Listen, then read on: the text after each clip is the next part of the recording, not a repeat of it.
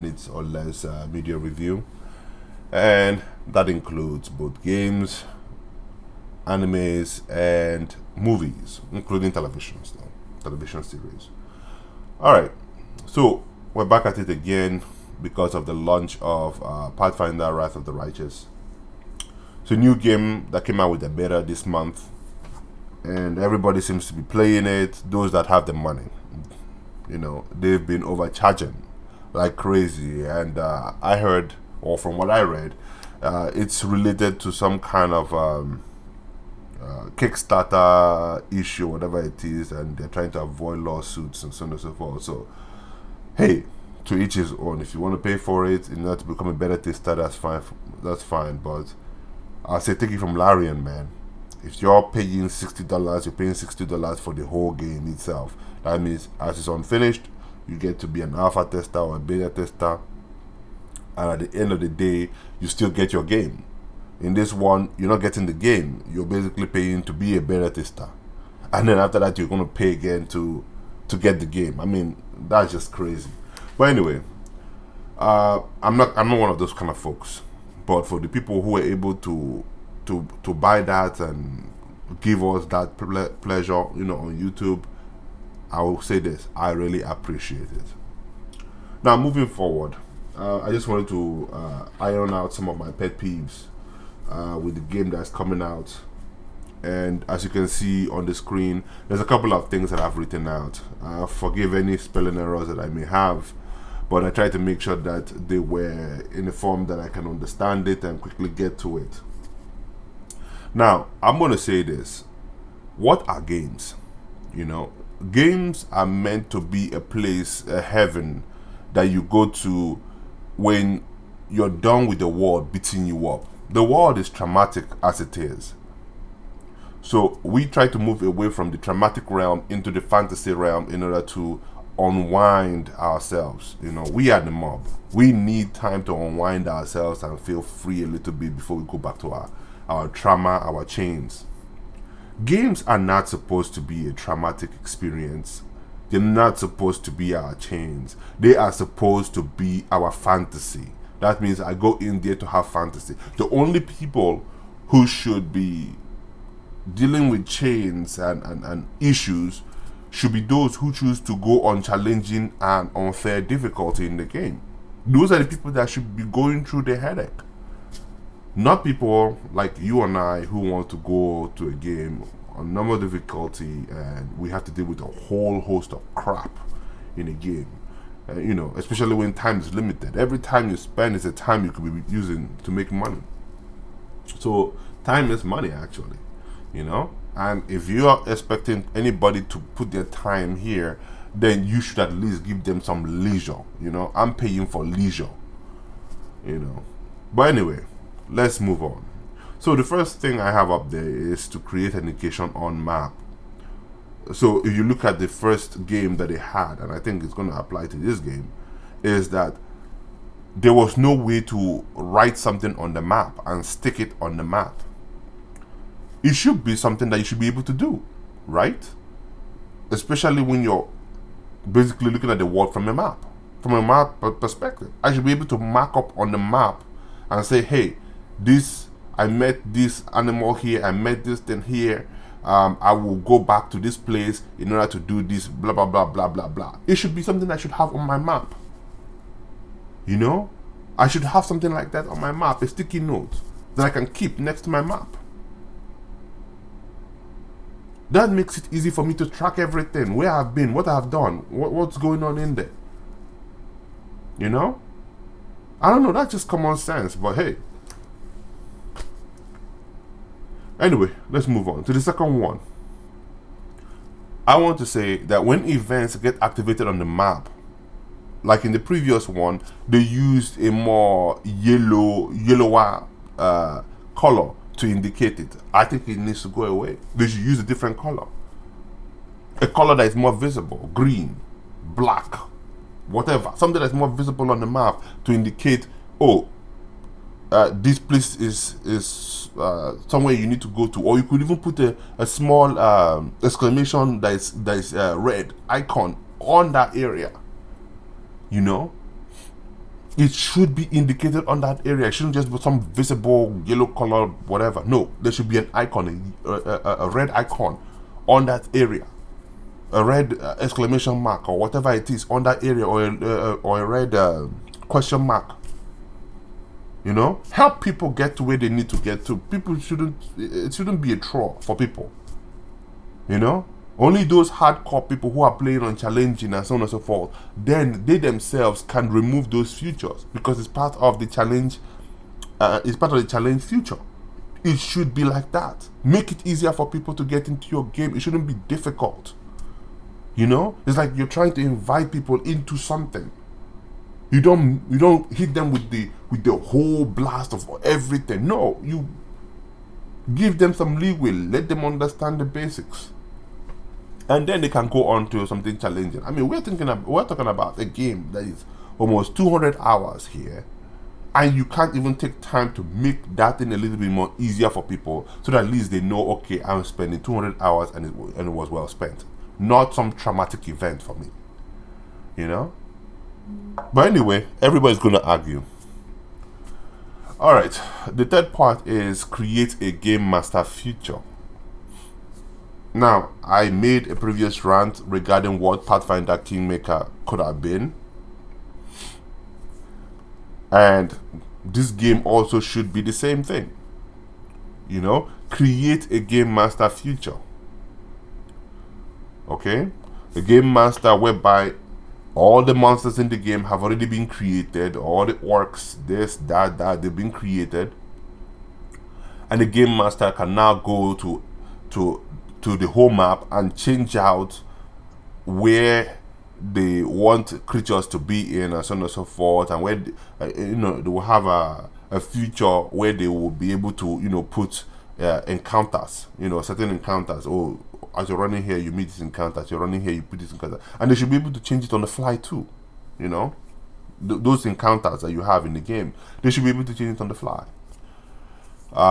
Monsters should be readily available, and if they want to tweak any monster, there should be an option to save the monster as an altered monster or something like that, and then they can put them in the game wherever they want to. Let's just say you have an orc. An orc is not supposed to be more than 9 levels, but you know what? I changed it to a 12th level, and then I gave that orc a couple of other things in it. You know what I'm saying? And then that orc now will be an altered orc. It will be King Orc. I can name it King Orc. I can make it Ultra Orc. I can make it the Everlasting Orc. Let it just be something that should be in the game. It gives the game a little bit more life here. I'm tired of people creating games that do not have life after it's been created. This is a resource whereby you yourself can create a game that is living and breathing, because the people that love the game, that want to play the game in tabletop, can transfer everything that they are doing in the tabletop over to this game. So let's try to think a little bit more creative here. Let's stop trying to think about, oh, it's just me. No, let's keep something like a legendary thing going here. All right, you guys already have the resources for that. Let's make it happen, guys. And then maybe people can pay to add their own monsters, or maybe get certain features like that. I mean, there are many ways of making cash that is going to continuously flow in this game. But you shouldn't just make the game once and for all and then say, oh, okay, we're on to the next game. No, you create a situation whereby you have a certain constant revenue that comes into the game, because people are willing to buy new skins, new colors, or whatever it is. If you want to create a new environment, new map, a map with different different features, so on and so forth. I'm not saying go ahead and start selling it and be overpriced. I'm not saying that. I'm saying you can have them at $1 something, or $1.02, or whatever it is. You don't have them low price. I mean, but that's constant revenue that's coming in.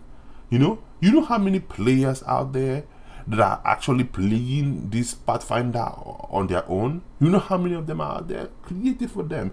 They could create a whole different situation.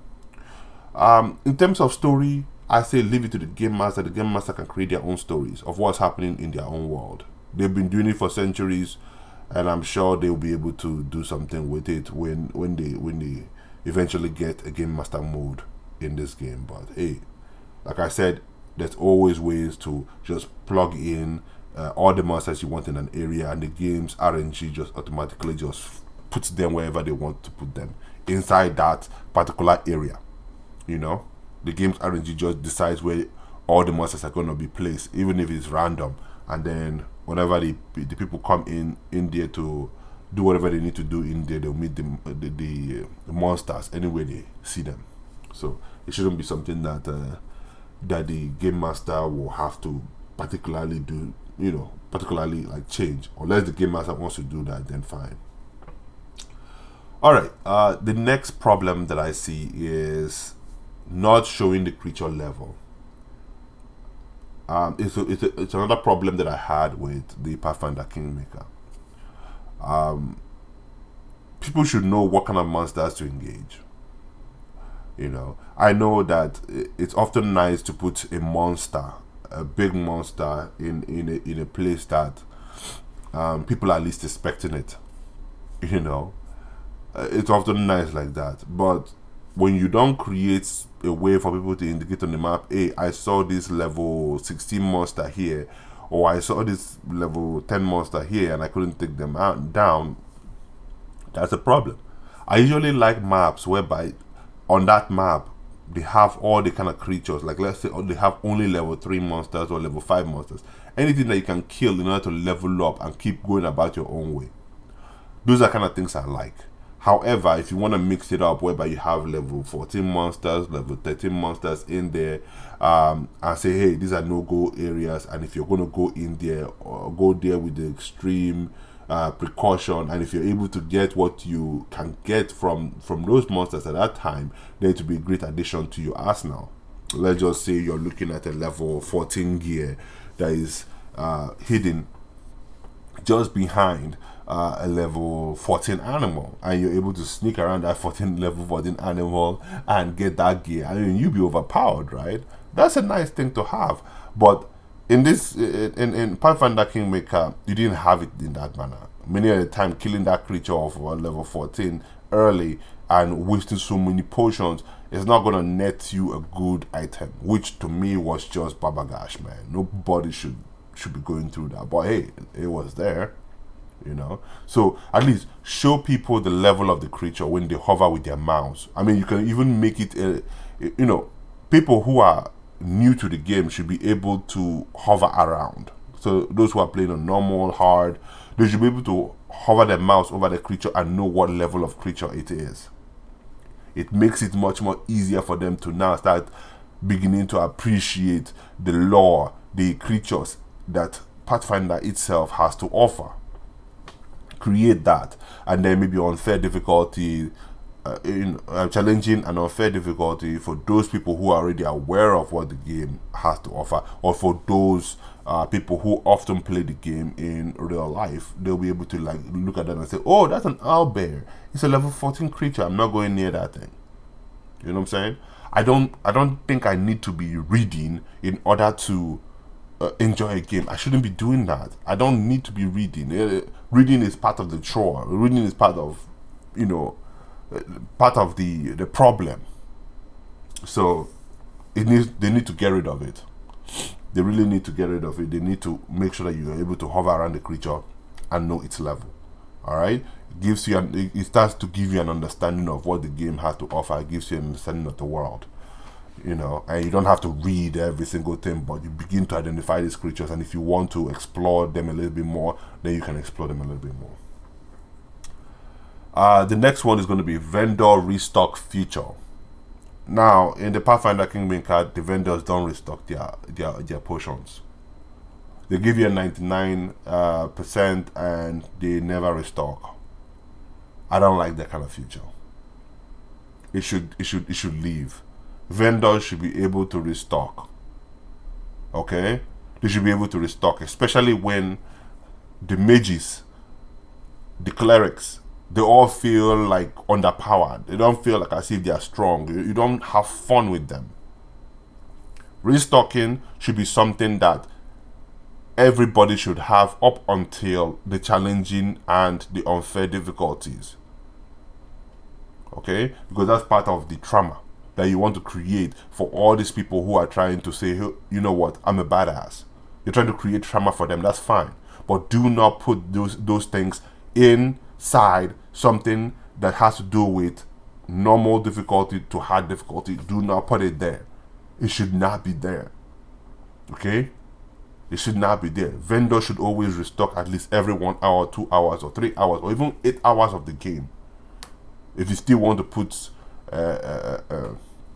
time on anything, they should always restock. Okay? They should always restock. Things should be always restocked.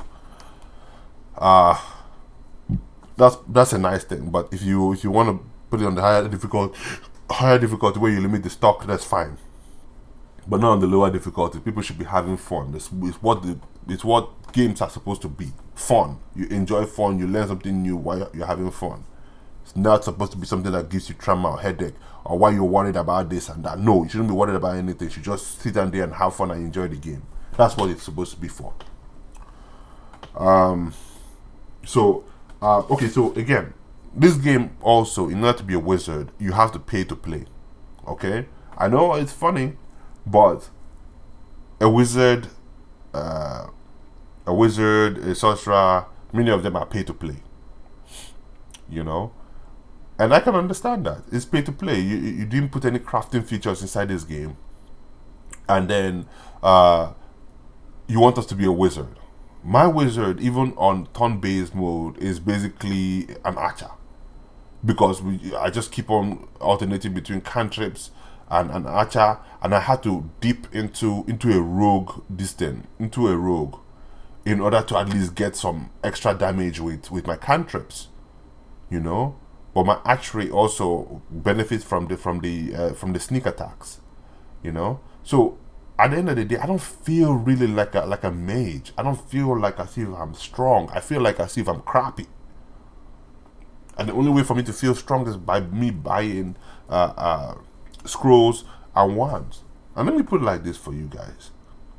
Okay? If I was in that world, if I was living in that world, I would try to have almost every spell I had in wands in order to go out there.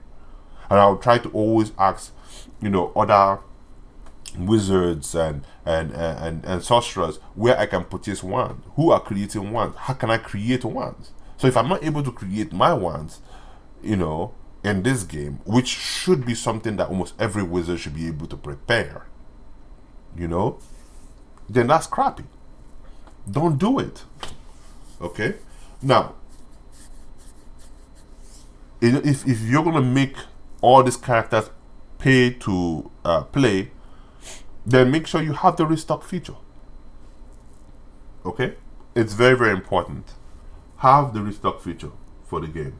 If you're not going to put crafting, have the restock feature.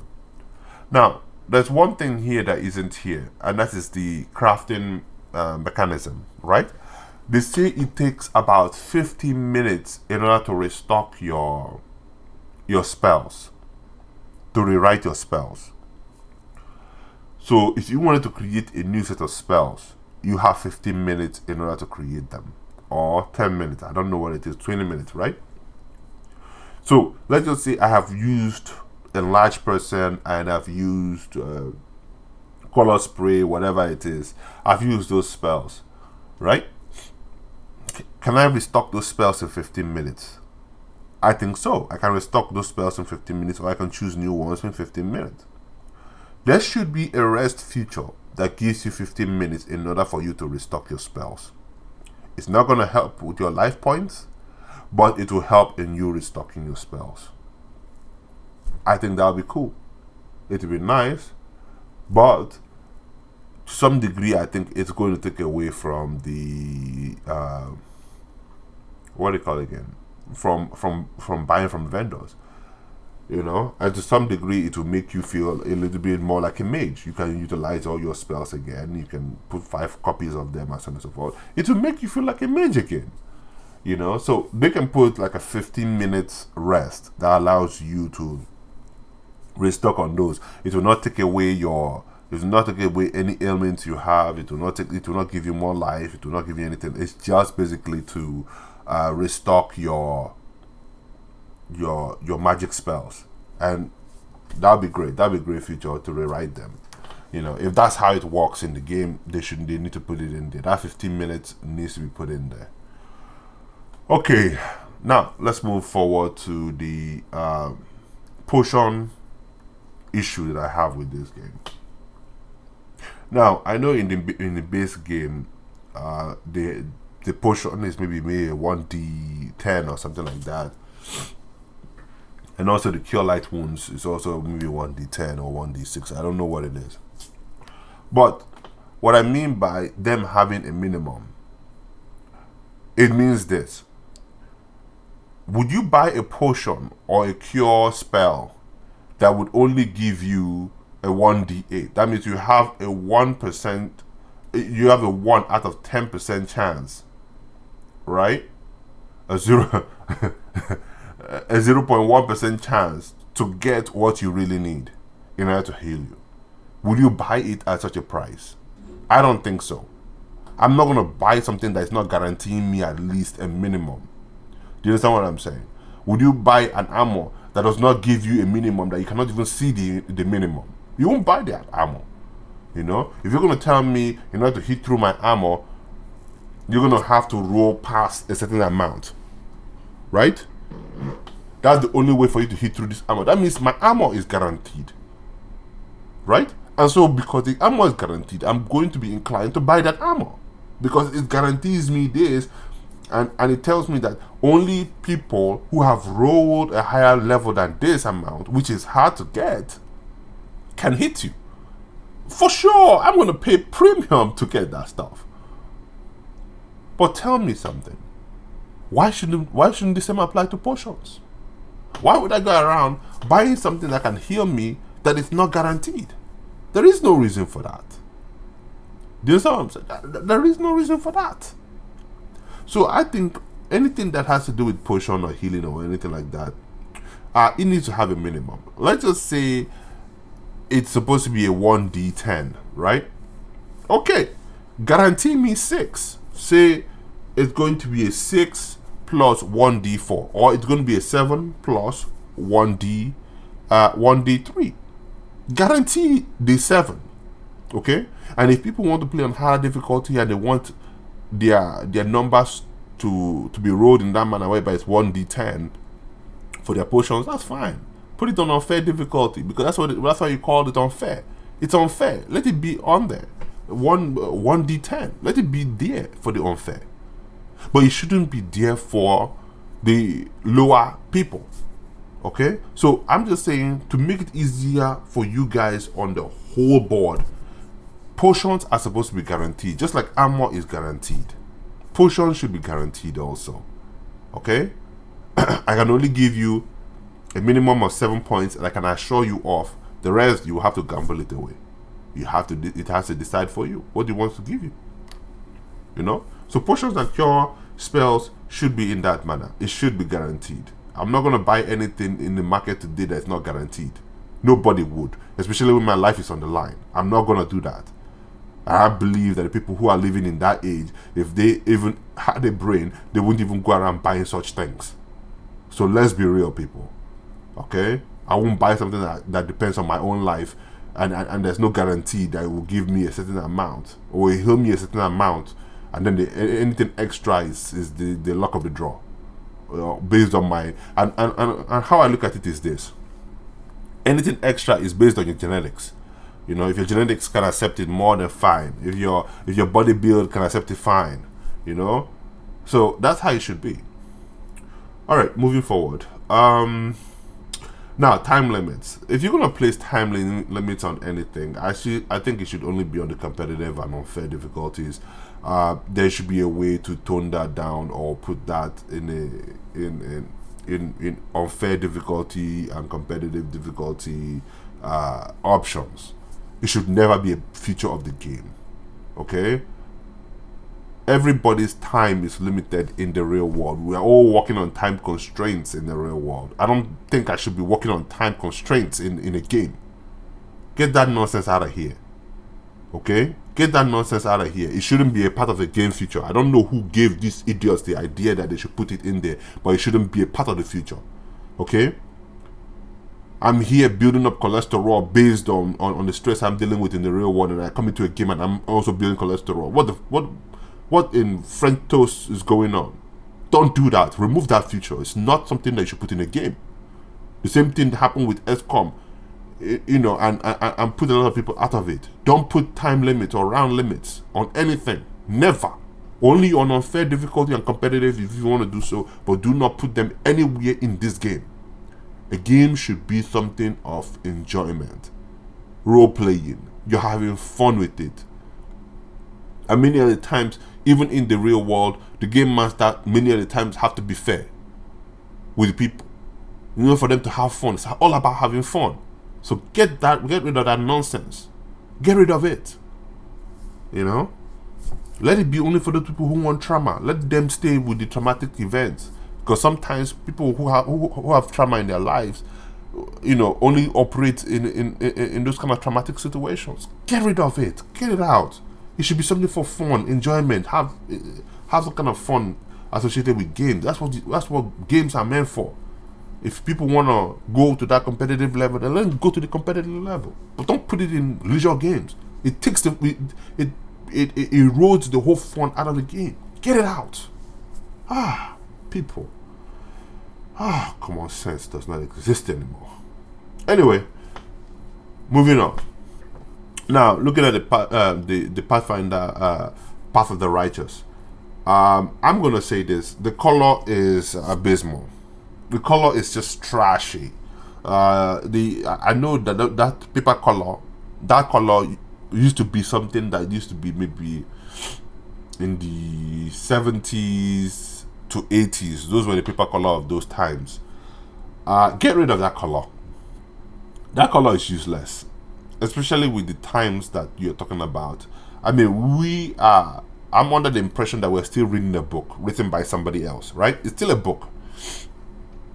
And so if it's still a book, please use the color of the first game. There's nothing wrong with those colors. I like the color of the first game because it represented books that were created back in the 1800s or so on and so forth. It represented books and I have many books that have those that color.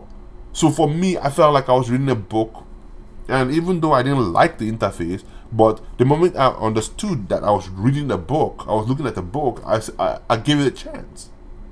I'm looking at the book. I'm looking at some paper notes created by somebody. I gave it a chance because I felt it was a book or a paper note. Back in those times, it gave me a reason to fully dive into the game. But please, get rid of this new one that you have here because the color scheme is rubbish. Get rid of it. Take it back to the old school one that gave you that feeling that you were reading a book. Take it back to it, to an old book. You're reading an old book. Take it back to it. Not this crap you have on here with this how do I put it now? This dirty, blurry white color or with purple in it. Please get rid of it. It's trash. Please. It's just pure trash. Pure trash. Keep it with the book color. Okay? Keep it with the book color, please. Okay, the last part is it has to do with when you're choosing certain perks or features for your character. So here's the situation, guys. When I go to the unavailable list in the game, especially in Pathfinder Kingmaker, I want to only see only the things available to my character. So that means if I'm a fighter, it should only be things associated with the fighter. Okay, you should be class restricted. So the main thing is, if I'm working a fighter, when I go to the unavailable list, it should only be associated with the fighter. So that way I understand what I need to do in order to activate those things for my fighter. Okay. If it's a mixture of fighter and rogue, then it should be a mixture of fighter and rogue on that list. That's basically what it is. So I hope I've explained myself enough with a lot of the things that I saw, issues I saw. These things need to be addressed in this so-called game, in this beta whatever, man. I know it's gonna be hard, but look into it. It's a lot that is being asked of you guys. A lot of people say that they enjoy your games more than Larry, and I would say that those are the people that are only doing real time with pause. And whenever I deal with people who are dealing with real time with pause, let's just say they don't know how to play the game. If you've ever watched any walkthrough with real time with pause, they're not using their magic spells, they're not using anything, they're not using any tactics, they're just rushing there, and their guys just keep on hitting until they kill the creature. That's all they ever do. Okay, you don't see any strategies. And if you take any building advice, like to build a character advice, I mean, sorry, if you take any like character build advice from them, you're gonna be messed up if you go over to turn based. Okay, because turn based gives you the best ability, the best way to show off your character's abilities. Okay, it shows you how resilient your characters are. It shows you how tough your characters are. It shows you how able your characters are to deal with events as they unfold. You know, it gives you the best way to check your characters. And let me tell you something: if you listen to any of the people who are playing games as real time with pause, trust me, you're gonna build stupid characters that don't make sense. Okay, so turn based is the way to go if you really want to create a very solid overall character that can utilize all the skills that it can get. You know, and also here's the situation, guys. Please put in turn based as you're creating this game. It should be part of the feature here. We shouldn't be going to a mod to get that. It should be part and parcel of this feature. All right. So with that said, I think I've said enough. I've done enough, and I have to quit it. Okay, I've done enough with my rants. So I just want to say thank you all for coming. If you've been there, I really appreciate it, and hopefully I'll see you guys when this game gets released. Until then, adios, amigos.